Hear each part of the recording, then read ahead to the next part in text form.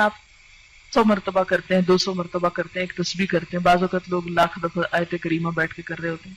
تو اب ہمیں تو نہیں پتا کہ اس لاکھ دفعہ سے اللہ تعالیٰ راضی ہوئے ہیں یا نہیں. ویسے اس نے جب کہا ہی نہیں، مانگا ہی نہیں لاکھ دفعہ، تو ہم نے اپنے پاس سے بنا لیا. نہیں، میرے خیال ہے 1.25 لاکھ ہے، شاید میں غلطی کر رہی ہوں. وہ پتہ نہیں 25 اور کس نے بڑھائے ہیں، کس نے اپنے ہاتھ میں قانون لے لیا. خیر، اب یہ ہے کہ ہم تو وہ کر ہی نہیں سکتے، تو ہم اللہ تعالیٰ سے یہ درخواست کرتے ہیں کہ یا رب، ہم اتنی تیری تعریف کرنا چاہتے ہیں کہ جس سے تیری رضامندی حاصل ہو جائے، تو خوش ہو جائے.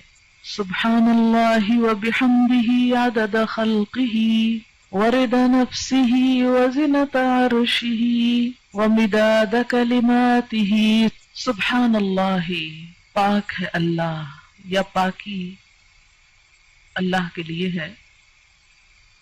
وبحمدہ، اور ساتھ اس کی تعریف کے، یعنی اللہ کی پاکی بیان کرتا ہوں اس کی تعریف کے ساتھ.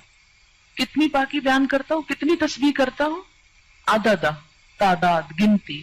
خلق ہی، اس کی مخلوق کی، یعنی جتنی اس کی مخلوق کی تعداد ہے اتنی دفعہ میں اللہ کی تسبیح کر رہا ہوں.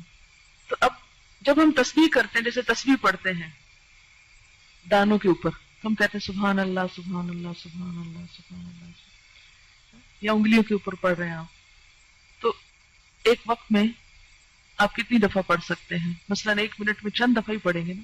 لیکن اگر آپ یہ جملہ بول دیتے ہیں سبحان اللہ وبحمدہ عدد خلقہ، کہ اللہ کی پاکی اس کی تعریف کے ساتھ اتنی مرتبہ جتنی اس کی مخلوق کی تعداد ہے.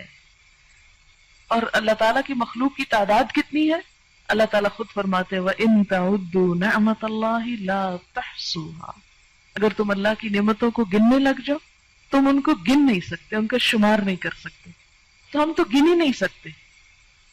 اسی لیے کہتے ہیں نا کہ کما ينبغي لجلال وجهك، جیسی ہونی چاہیے، ہم تو کرنے کے قابل ہی نہیں ہیں، ہماری تو زبان اس اہل ہی نہیں ہے. اسی لیے عدد خلقہ ورضا نفسہ، رضا کہتے ہیں رضامندی کو، نفس ہی اس کے نفس، یعنی اللہ کی ذات کی رضا کے مطابق، یعنی اتنی تسبیح، اتنی حمد کہ جس سے وہ راضی ہو جائے. وزنۃ عرشہ، اور اس کے عرش کے وزن کے مطابق. وزنۃ عرشہ، اس کے عرش کا وزن کتنا ہے؟ ہمیں تو کچھ معلوم نہیں کہ اس کا عرش ہے کتنا. امام مالک نے کہا تھا نا کہ اس کے بارے میں سوال بدعت ہے. سوال بھی مت کرو کہ کیسا ہے وہ، ہمیں نہیں معلوم، بس اتنا پتا ہے کہ وہ ہے، کیسا ہے یہ نہیں معلوم. وَمِدَادَ كَلِمَاتِهِ، اور اس کے کلمات کی لکھنے میں جتنی سیاہی درکار ہے.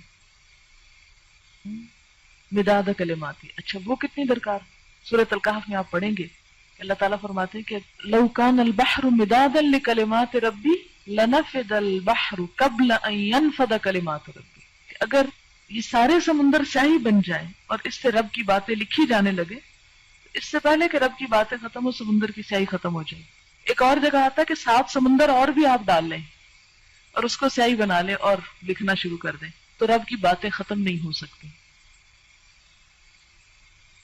تو پھر اس کے لیے کتنی سیاہی چاہیے ہوگی، ہم تو اس کے بارے میں امیجن بھی نہیں کر سکتے. فرمایا جتنی چاہیے وہ مداد کلمات، کہ اس کے کلمات جتنے ہیں ان کو لکھنے کے لیے جتنا وہ مٹیریل چاہیے اس سب کے برابر.